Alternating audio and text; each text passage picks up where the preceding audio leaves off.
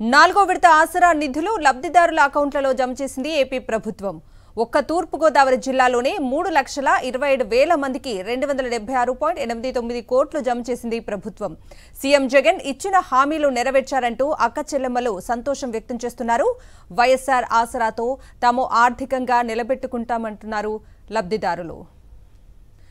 ఇక ఇదే అంశానికి సంబంధించిన పూర్తి అప్డేట్స్ ని మా ప్రతినిధి హరీష్ రాజమండ్రి నుంచి లైవ్ లో అందిస్తారు. హరీష్,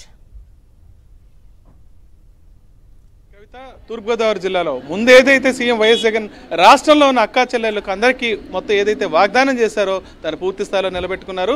ఇప్పటికిచ్చిన ప్రతి హామీని ఆయన నిలబెట్టుకున్నారు. అందులో ప్రధానంగా చెప్పాల్సింది ఆసరా, వైఎస్ఆర్ ఆసరా పథకంలో 4 విడతలుగా ఏదైతే డ్వాక్రా మహిళలు తమ రుణం చెల్లించారో దాన్ని తిరిగి వెనక్కిస్తామని 4 విడతలో చెప్పారు. అదే విషయాన్ని ఇప్పుడు నిలబెట్టుకున్నారు. దీంతో ఒక తూర్పుగోదావరి జిల్లాలోనే 3,27,000 మంది మహిళలకు సంబంధించి 276.89 కోట్లు 276.89 లక్షలు విడుదల చేసి లబ్ధిదారుల అకౌంట్లో చేర్చారు. దీంతో ఏదైతే హామీ ఇచ్చారో అది పూర్తయిందని మహిళలు చెప్తున్నారు. అమ్మా చెప్పండి అమ్మా, గతంలో పరిస్థితి ఎలా ఉండేది? సీఎం జగన్ వచ్చిన తర్వాత మీకు పెట్టిన ఆసరా ప్రోగ్రాం ఏదైతే హామీ ఇచ్చారో దాన్ని పూర్తి స్థాయి నిలబెట్టుకున్నారు, మీరేం చెప్తారు? సీఎం జగన్ గారు నిలబెట్టుకోవడం జరిగిందండి. మాకు 4 విడతల్లోనూ ఇస్తానన్న రుణమాఫీని మా గ్రూప్కి వచ్చి 2,77,000 అయ్యింది సార్. మనిషికి వచ్చి 27,000 చొప్పున మాకు అయ్యింది. 4 విడతల్లోనే ఇస్తానన్నారు. 4 విడతల్లోనే మాకు విడుదల చేయడం జరిగింది.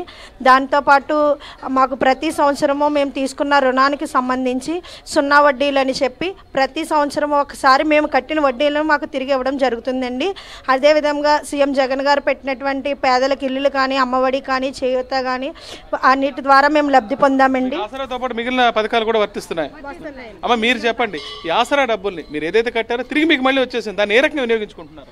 మేము తిరిగి వచ్చిన అమౌంట్నండి మేము చిన్న చిన్న వ్యాపారాలు చేసుకుంటాము. ఆ వ్యాపారానికి గాను పెట్టుబడిగా మేము దీన్ని ఉపయోగించుకొని దాని నుంచి మేము లబ్ధి పొందుతున్నామండి. ఈ ఆసరా మేము తీసుకున్న లోన్ వెనక్కి రావడం అన్నది మాకు చాలా ఉపయోగకరంగా ఉన్నదండి. దాన్ని బట్టి మేము వ్యాపారాలు పెంచుకొని దాన్ని కుటుంబ పోషణకి వినియోగించుకుంటున్నామండి. జగన్ గారు ఏదైతే మీకు హామీ ఇచ్చారో హామీ నిలబెట్టుకున్నారు. సాధారణంగా గతంలో ఇచ్చిన మాట తప్పకుండా ఆయన చెప్పింది చెప్పినట్టు చేశారండి. ఆయనకి ధన్యవాదాలండి. మేమైతే చాలా పండగ సంబరాలు చేసుకుంటున్నామండి. ఈరోజు ఈ ఆసరా 4వ విడత వేసినందుకు సంబరాలు చేసుకుంటున్నామండి. సీఎం జగన్ గారికి ధన్యవాదాలండి. అండి, నా పేరు నాగలక్ష్మి, మా తూర్పుగోదావరి జిల్లా రాజమండ్రి.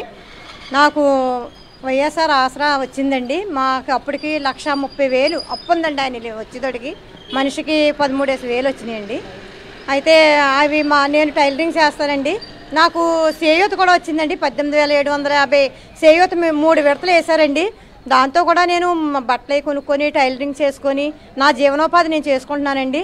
నేను జగన్ గారికి చాలా కృతజ్ఞత తెలుపుకుంటున్నాను. ఎందుకంటే ఎవరు ఏ ముఖ్యమంత్రి ఇన్ని ప్రభుత్వాలు వచ్చినాయి కానీ ఏ ప్రభుత్వం కూడా ఇన్ని పథకాలు లేవు. ఇన్ని ఆడవాళ్ళ గురించి ఆలోచించే విధానం లేదు. ఎక్కడికన్నా వెళ్తే ఆడవాళ్ళన్నది ఇది ఉండేది కండి. జగన్ గారు వచ్చాక చాలా బాగా చేశారు. ఆడవాళ్ళందరినీ ఒక ఉన్నత స్థాయిలో చేయాలని ఆయన ఎలాగనుకున్నారు, వాళ్ళ నాన్నగారు అనుకున్న అది ఈయన చేసి చూపించారండి. ఆయన చాలా ధన్యవాదాలు. నాకు చాలా సంతోషం. అందరికీ నమస్కారం అండి. నా పేరు నాగినీదేవి, రాజమండ్రి మాది. నేను శివకృష్ణ సాయి అనే సంఘంలోని సభ్యురాలండి. మా సంఘానికి 65,000 రూపాయల రుణం ఉండేదండి. జగన్ గారు వచ్చేసరికి మేము నిజంగా ఒక్క నెలే కట్టాం 3,000 రూపాయలు. 62,000 మాఫీ చేస్తామని మాకు ఒక ఫామ్ ఇచ్చారండి. ఇది నిజంగా చేస్తారా అని అప్పట్లో అయితే ఆశ్చర్యం వేసింది. మేము ఆర్బీ ద్వారా కూడా అనుకున్నాం ఇంత ఇస్తారా అని. నిజంగా అండి ఎన్నో ప్రభుత్వాలు వస్తుంటాయి పోతుంటాయి, కానీ ఈ హామీలు నిలబెట్టుకున్న ప్రభుత్వం నిజంగా జగన్ గారిదేనండి. ఎందుకంటే ఆ రోజు నిజంగా 3 ఏళ్ల క్రితం 2019లో అనుకున్నామండి మేము నిజంగా ఇది నిలబెడతారా అని. నిజంగా నేను ఈ 4 విడతలు 15,600 చొప్పున 4 విడతలు అందుకున్నానండి. దానికి చాలా సంతోషిస్తున్నాను. దాంతోపాటు అమ్మఒడి అనే పథకం కూడా ఇచ్చారు మాకు. పిల్లలకి ఏటా 15,000 రూపాయలు వేస్తున్నారు. అది మాకు నిజంగా చాలా యూజ్ అయిందండి. నాన్నగారు బిఎస్ఎన్ఎల్లో ఎంప్లాయీగా చేసి 2019లోనే కరెక్ట్గా రిటైర్ అయ్యారు. అప్పుడు పిల్లల్ని ఎలా చదివించుకోవాలి, అప్పటిదాకా వైజాగ్లో నాన్నగారి దగ్గరే ఉండేవారండి. ఎలా చదివించుకోవాలా అని చెప్పి ఒక ఇదైతే మనసులో బెంగ అయితే వచ్చిందండి. నిజంగా అమ్మఒడి వచ్చినప్పుడు ఇది ఎవరు చెప్పింది కాదండి, నిజంగా నేను చెప్తున్నాను. నా పిల్లలకైతే చాలా ఉపయోగపడిందండి.